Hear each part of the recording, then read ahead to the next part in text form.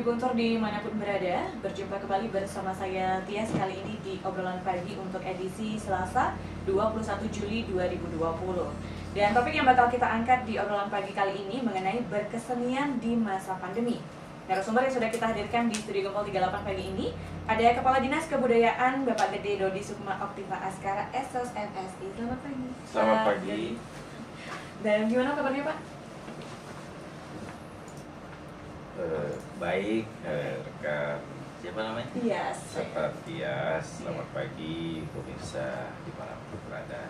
Oke, berikutnya juga ada Ketua Listibi ya, Bapak Gede Marayana. Selamat pagi Pak Gede, ketemu lagi. Selamat pagi, Om Swastiastu. Om Swastiastu. Gimana Pak kabarnya Pak? Masih sehat?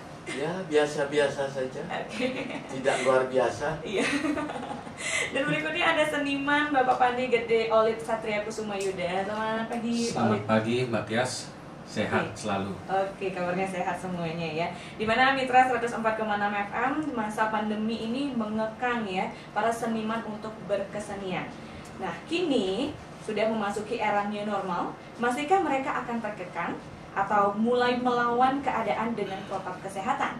Untuk itu kita akan ajak ngobrol-ngobrol ketiga narasumber kita. Dan sebelum Tias ke Pak Dodi selaku Kadisbud Kabupaten Buleleng dan juga Pak Gede Marayana selaku Litibia di sini, Tias mau ke Pak Olid dulu selaku seniman. Kalau boleh tahu nih Pak ya, selama di masa pandemi ini apa saja aktivitas yang dilakukan oleh para seniman?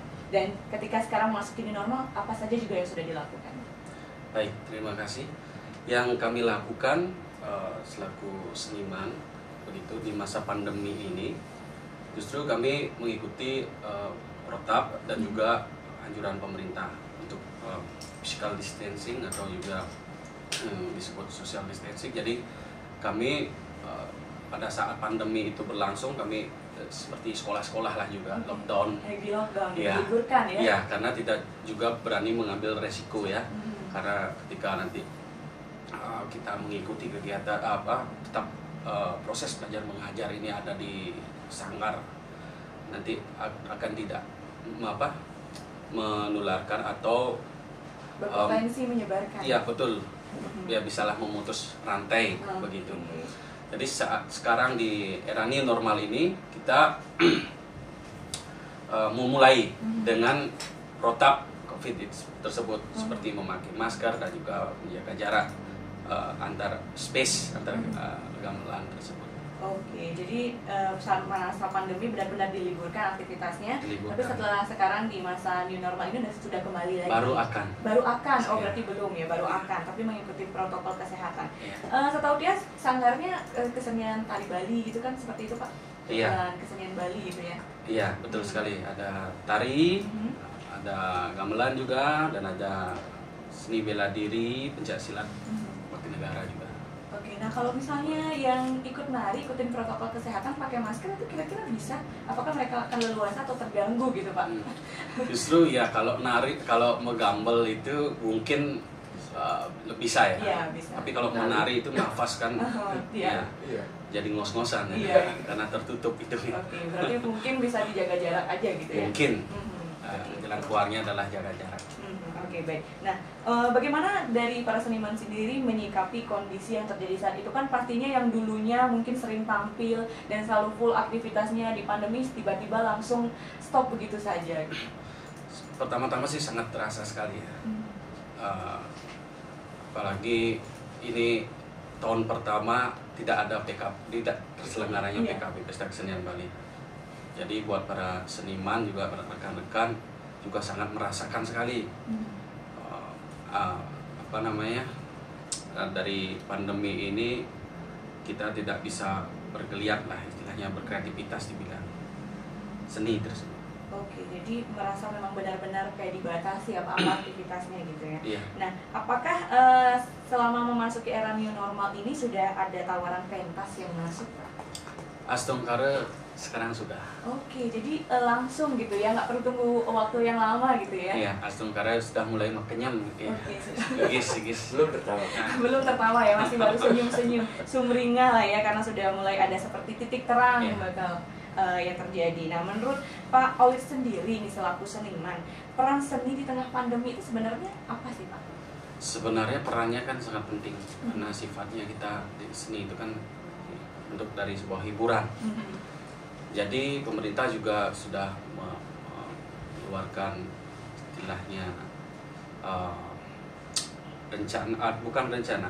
sudah program. Jadi kita ada pementasan daring seperti itu. Jadi ada pementasan dari rumah aja seperti itu. Jadi divisualisasikan dan itu dipentas lewat media sosial. Oke, jadi sudah melakukan itu berarti? Sudah melakukan daring. Dan bagaimana respon masyarakat terhadap hal itu? Ya lumayan bagus. Oke. Karena di media sosial kan sangat luas. Sangat luas dan juga orang-orang sekarang lebih aktif di media sosial lihat ketimbang di sini ya, maksudnya di dunia nyata gitu. Oke. Baik, terima kasih Pak Olit. Tias mau ke Pak Dodi Sukma Okti Pak Askara dulu selaku Kadisbud Kabupaten Buleleng. Setelah tadi mendengarkan apa yang dipaparkan oleh Pak Gede Olit, bagaimana nih dari Kadisbud sendiri memfasilitasi kebutuhan para seniman selama masa pandemi dan memasuki era new normal ini? Baik, terima kasih Tias, Om Swastiastu. Selamat pagi pada rekan kami, rekan Dodi, kemudian Mariana, pagi Media. Dalam pandemi COVID-19, kita di Buleleng sudah mulai menerapkan kedaruratan dalam beberapa pagi dari bulan Maret. Di pertengahan bulan Maret, COVID itu sudah sampai di Buleleng. Sebelumnya tanggal 2 Maret itu baru sampai di Jakarta. Nah, kemudian kita pemerintah Kabupaten Buleleng melalui gugus tugas percepatan COVID berjuang bersama seluruh lapisan masyarakat untuk bisa melawan COVID-19 ini, biar bisa kita cepat bebas dari COVID-19. Namun ternyata perjuangan seluruh umat manusia di seluruh dunia itu dalam rangka melawan COVID-19 ternyata cukup melelahkan. Dan sampai saat ini itu belum ada vaksin yang efektif untuk bisa mencegah ataupun mengantisipasi COVID-19. Kemudian segala sendi kehidupan kita itu terdampak. Jadi dari segala sektor, terutama yang terberat adalah pukulan di bidang ekonomi. Ekonomi kita yang tadinya ditargetkan tumbuh malah menjadi minus, dan itu semua dirasakan oleh seluruh dunia. Nah, selanjutnya dengan berbagai pertimbangan dari gugus tugas nasional, kemudian gugus tugas provinsi, kabupaten, itu bagaimanapun kita harus satu bahasa di mana kita harus pulih kembali. Nah, sehingga didengungkanlah tata cara kegiatan yang bersahabat dengan COVID.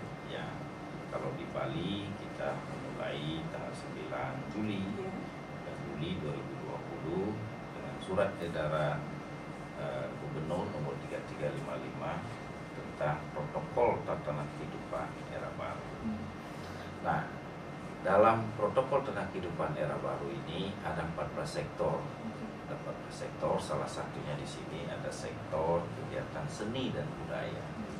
Nah, khusus sesuai dengan tema kita hari ini, bagaimana pagelaran kesenian. Jadi di tatanan sektor seni dan budaya itu kami sudah membuat pamflet yang akan kami sebarkan pada seluruh masyarakat sesuai dengan leading sektor kami selaku Kadis Kebudayaan. Dan ada lagi satu yaitu sektor adat dan agama. Itu akan kami sosialisasikan. Nah, tentu seiring dengan itu pula, ya tadi malam kami dapatkan informasi dari tingkat nasional sudah ada keluar Perpres 20 tahun keluar Perpres bukan Perpres 20 ya, Perpres nomor 82 tahun 2020 tentang Komite Penanganan COVID-19 dan Pemulihan Ekonomi Nasional. Jadi intri poin sekarang dari tingkat nasional sampai dengan daerah, bagaimana membangkitkan kembali perekonomian kita. Salah satunya adalah di bidang seni dan budaya. dan budaya. Nah, oleh karena itu kami dari awal tanggal 9 itu sudah merancang bagaimana prototipe daripada pagelaran seni yang mengikuti protokol tata kehidupan baru. Akhir bulan ini mudah-mudahan kita bisa pagelarkan di Sasana Budaya, di mana kita membuat garapan ya, dengan tematik kita. Kalau di perkembangan seni di Buleleng itu di klaster bagi dua, Danginjung dan Tarunjung. Nah, jadi itu kita akan pagelarkan, kita akan mengundang pimpinan-pimpinan sanggar, mengundang pegiat-pegiat seni, mengundang Listivia, mengundang komunitas-komunitas dengan mengikuti protokol tersebut. Protokol tersebut mengisyaratkan maksimal 50% dari kapasitas Sasana Budaya. Nah, kurang lebih kalau kapasitas Sasana Budaya 400 itu maksimal 200. 200 itu dengan para pemain, para penari dan seterusnya. Kita akan berhitung dalam akhir bulan ini, di mana kita sedang mempersiapkan pagelarannya, kemudian tentang sarana prasarana yang memadai mengikuti protokol COVID-19 seperti tempat cuci tangan, kemudian mengatur tempat duduk dengan jarak 1 meter atau lebih, kemudian mengatur tentang bagaimana orang yang datang kita harus ukur suhu tubuhnya dengan 37,3, kalau lebih dari itu kita tidak izinkan. Kemudian kita wajibkan pakai masker. Kalau tahap awal mungkin yang tidak pakai masker, kami siapkan masker temporary, tapi sebetulnya itu sudah kewajiban masyarakat untuk pakai masker. Kemudian bagaimana etika dalam kita batuk atau bersin harus dilakukan. Kemudian hindari memegang wajah sebelum mencuci tangan dan seterusnya. Jadi petugas dalam rangka kegiatan ini tentu harus memahami bagaimana protokol tersebut dan pengawasannya harus ketat. Nah, oleh karena itu ini merupakan satu prototipe bagaimana nantinya para komunitas, para pimpinan sanggar bisa mengikutinya. Dan selanjutnya pemerintah Kabupaten Buleleng, di mana Bapak Bupati sangat antusias akan hal ini, beliau sudah menginstruksikan kepada saya untuk merancang konsep bagaimana para seniman ini bisa bergeliat kembali dengan mengadakan pagelaran pertunjukan, dan kami akan siapkan momentumnya di mungkin sekitaran bulan Agustus dan September ini kepada para komunitas-komunitas seni, para sanggar-sanggar seni dengan berbagai model seni, apa seni modern, seni pop, seni musik, seni tari dan lain kita akan pagelarkan dengan tentu stimulus dari pemerintah Kabupaten Buleleng. Itu sebagai bagian dari perhatian Bapak Bupati kita kepada para pelaku-pelaku pegiat seni supaya dirumuskan sebagai semacam insentif kepada mereka untuk bisa bangkit kembali. Dan tentu juga di samping itu ada kalau sekarang masyarakat sudah aktif, kita lihat di Facebook itu live ngamen ya, band-band itu juga akan kita pagelarkan. Iya, jadi kita akan rangkaikan dengan acara momentumnya, misalnya ada 17 Agustusan. Nah, kemudian ada juga kita disiapkan oleh pusat untuk melaksanakan kegiatan Pekan Kebudayaan Daerah di bulan Agustus dan September. Itu juga kita bagian, dan kita mencoba dalam artian untuk pertumbuh ekonomi ini. Tentu memang kalau secara virtual saja it's okay ya. Namun pagelaran dengan mendatangkan penonton itu akan menimbulkan multiplier effect juga kepada UMKM kita. Sehingga kita juga sedang memikirkan bagaimana kira-kira apakah visible atau tidak di partai penimbangan itu, di BP itu kan banyak UMKM dan pedagang-pedagang kecil.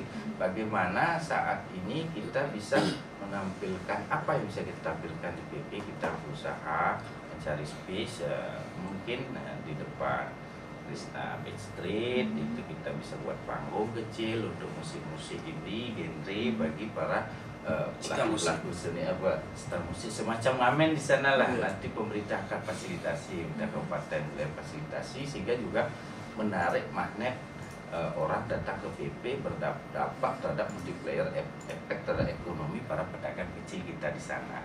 Tentu hal ini menjadi tugas berat kita bersama, di mana para panitia ya, kemudian aparat keamanan tentu juga kesadaran dari masyarakat itu Iya. untuk menerapkan protokol COVID. Dan Karena tentu itu sebenarnya yang PR besarnya itu ada pada masyarakatnya sendiri. ada masyarakat sendiri. Karena bagaimanapun juga itu kalau kita berbicara masalah kedisiplinan dalam mengikuti protokol COVID itu berawal dari diri sendiri.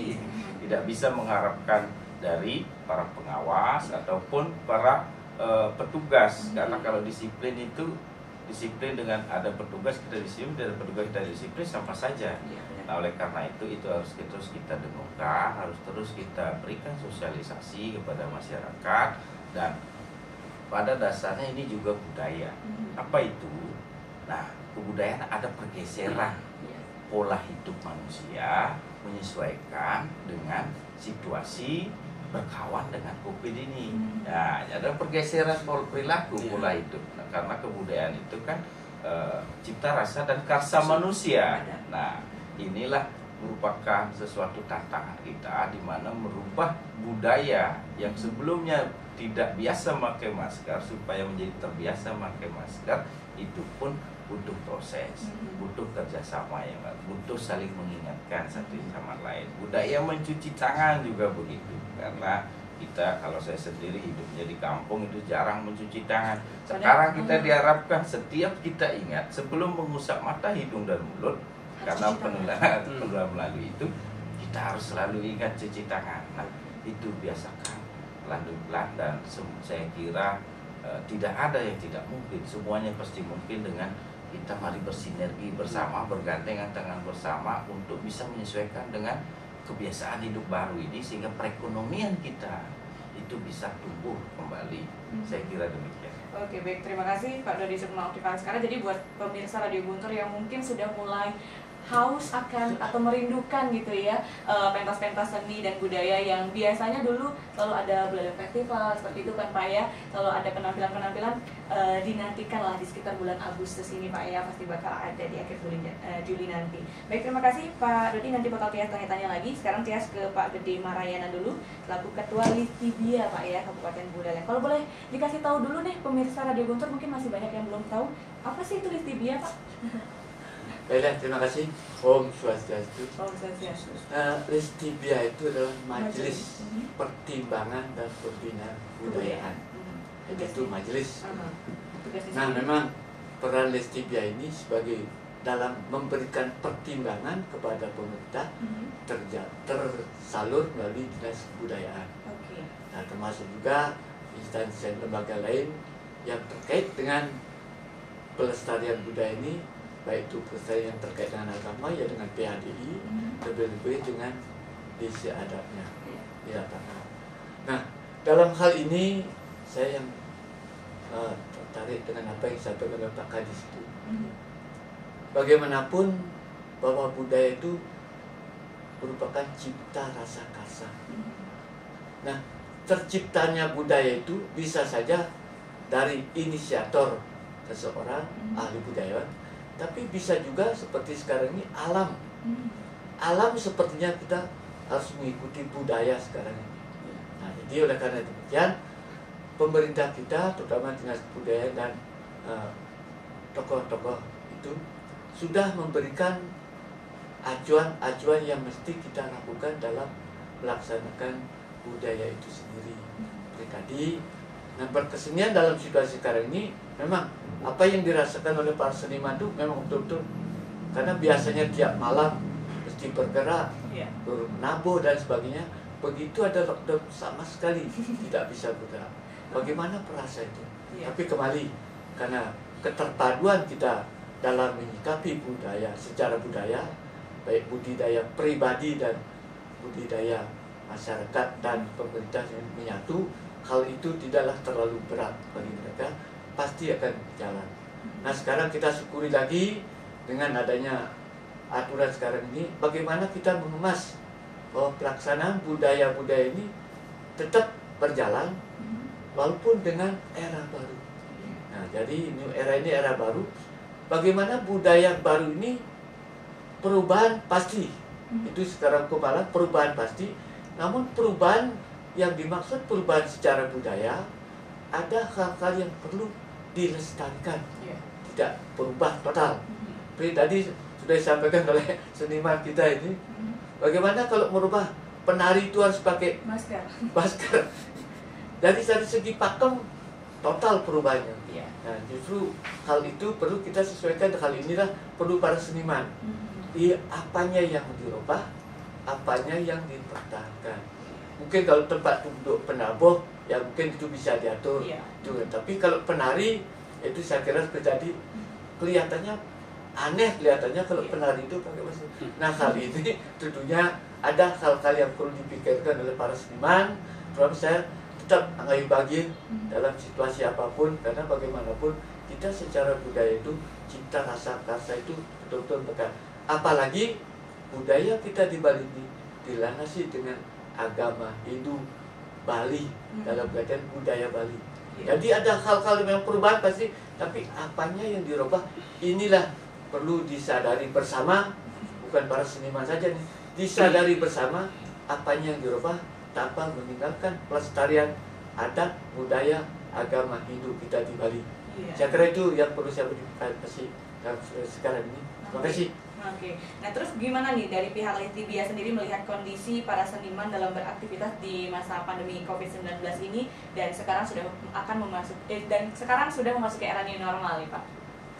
Dan Litibia tetap kerjasama kita dengan Dinas Kebudayaan. Dinas Kebudayaan dengan menerapkan aturan-aturan yang mesti dilakukan. Jadi kita tetap memberikan pertimbangan, seperti tadi pertimbangan apa yang mesti dirubah, apanya yang dirubah, apanya yang tidak boleh dirubah. Itu mesti dasarnya di sana. Tetap kita sebagai lembaga pertimbangan memberikan pertimbangan kepada Dinas Kebudayaan khususnya dan pemerintah pada umumnya. Ikut mengawal lah bisa dibilang seperti itu. Iya. Oke. Nah, adakah terobosan dari Litibia sendiri untuk seniman agar tetap eksis nih Pak? Meskipun sekarang mungkin gara-gara pandemi udah jarang nonton kesenian gitu kan, biar sekarang tetap eksis, ada nggak sih program-program yang dibuat? Program Litibia sih secara khusus tidak, tapi kita serahkan kepada inisiatornya, itu kepada para seniman. Iya. Salah satu yang menarik tadi perlu kita sadari, dengan memanfaatkan media, Iya. medsos ini kan salah satu juga perkembangan budaya. Jadi dengan adanya ini, inisiatif daripada seniman itu berkembang pula. Jadi bagaimana menampilkan seniman ini atau kesenian ini bisa dinikmati oleh orang-orang yang tidak bisa keluar rumah. Benar. Nah, saya kira ini juga penyesuaian dalam kaitannya mengikuti alam, Iya. menyatu dengan alam. Mengikuti keadaan yang Iya. ada gitu ya. Oke, baik, terima kasih Pak Gede Marayana. Nanti bakal kita lanjutkan lagi buat pemirsa Radio Guntur yang juga ingin bergabung bersama kami menanyakan ya seputar topik yang kita bahas, yaitu berkesenian di masa pandemi, atau ingin menyampaikan kritik, saran atau masukannya bisa joinan di telepon 23455. Tapi nanti di segmen kedua kita break iklan sejenak guna mendengarkan beberapa iklan berikut ini.